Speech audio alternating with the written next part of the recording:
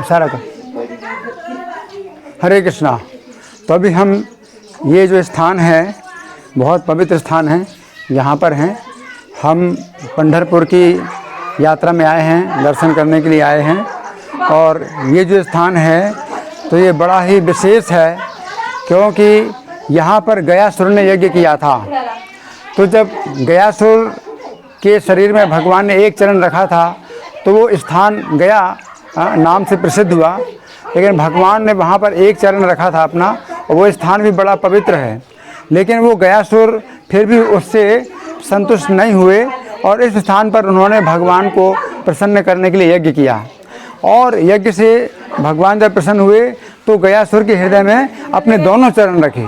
तो ये स्थान इतना विशेष है कि गया में जो भगवान का एक चरण चिन्ह है, उससे यहाँ पर विशेषता ये है कि भगवान के दो चरण हैं। तो यहाँ पर आप देखिए, ये जो स्थान है जहाँ तुलसी की माला बिखरी हुई है, तो यहाँ पर भगवान के दोनों चरण दिखाई दे रहे हैं।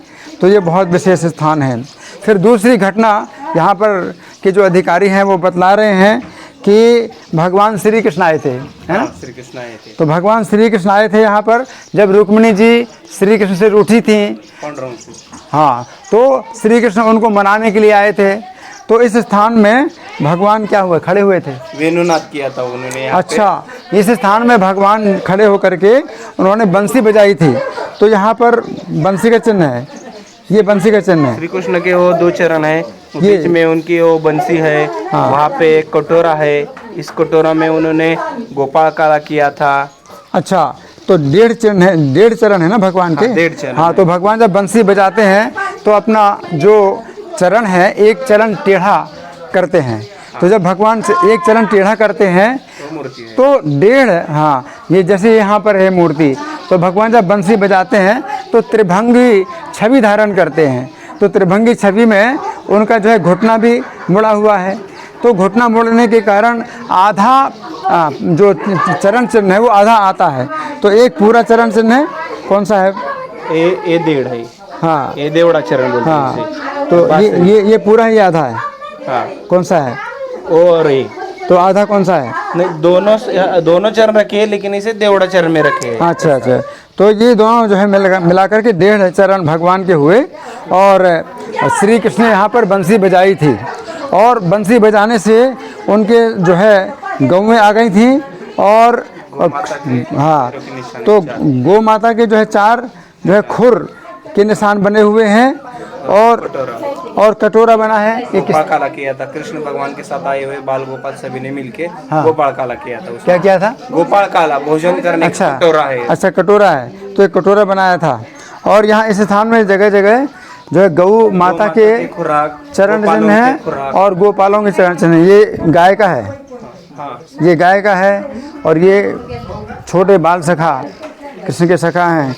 तो इस यहाँ पर बहुत से स्थान हैं जो कि चरण चिन्ह बने हुए हैं, गौओं के चरण चिन्ह बने हैं, और उनके गोप सखाओं के चरण चिन्ह बने हुए हैं। तो इस स्थान उठने के बाद पांडुरंग परमात्मा भी आए थे यहाँ पे। ज्ञानेश्वर महाराज समाधि लेने के बाद वहाँ पे भगवान रूठ के यहाँ पे अज्ञातवास में चले गए, तो वो जगह विष्णुपद है। अच्छा। और यहाँ पे आके 1 महीना यहाँ पे रुके थे पांडुरंग। अच्छा, तो नैनेश्वर महाराज नैनेश्वर महाराज जो है भगवान के बहुत बड़े भक्त थे, पांडुरंग के बहुत बड़े भक्त थे। तो उन्होंने जब समाधि ली तो भगवान अपने भक्त की याद में, अपने भक्त के विरह में बहुत व्यथित होकर के 1 महीने तक यहाँ पर रुके। तो ये स्थान इसलिए बहुत पवित्र है। और ये जो नदी है ये भीमा नदी है। भीमा नदी ने यहाँ पर चंद्रमा के आकार का जो है अपना मोड़ लिया है, मुड़ी है चंद्रमा के आकार में, इसलिए इसी भीमा नदी को चंद्रभागा कहा जाता है। डैम के पीछे पुष्पावती नदी है। और ये जो बांध बना हुआ है उसके दूसरी तरफ पुष्पा नदी है। गोपालपुर से आने वाली पुष्पावती नदी। गोपालपुर से आने वाली पुष्पा नदी है, पुष्पा है। हाँ, इसलिए यहाँ पे संगम हो गया। तो ये स्थान जो है संगम हो गया दो नदियों का। तो ये संगम होता है वहाँ पे नारायण नागबड़ी कलसर पिंडदान। तो ये जो स्थान इसलिए विशेष पवित्र है क्योंकि 2 पवित्र नदियों का संगम है। हरे कृष्णा।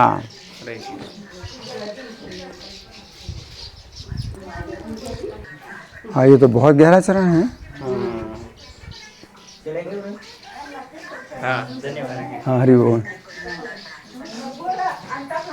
तुझी नौका विहार आरामशीर करू तिकडे गेले. क्या करेंगे? फिर हमारा अगला प्रोग्राम में फिर बाधा आएगी तो फिर रह बहुत सारे चरण चिन्ह बाहरी गोपालों के गाँवों के.